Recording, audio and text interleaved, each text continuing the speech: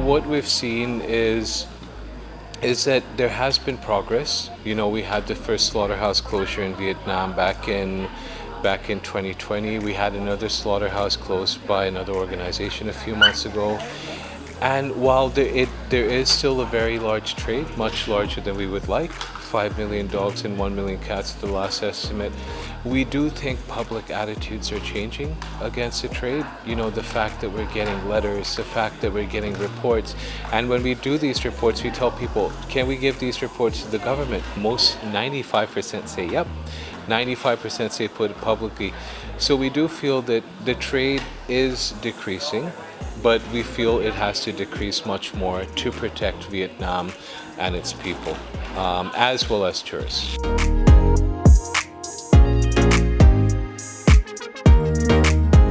Looking forward to be a global destination, this is an issue that should be considered within the decision makers here.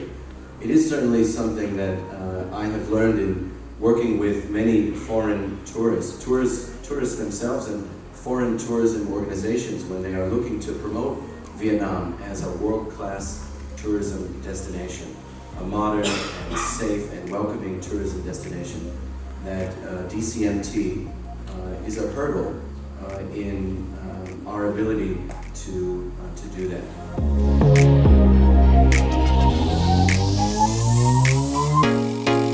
Policy is going to be incredibly important, but education is also very important, because when we design policies, we always make sure that we're listening to people. So education is incredibly important. Local activities are important.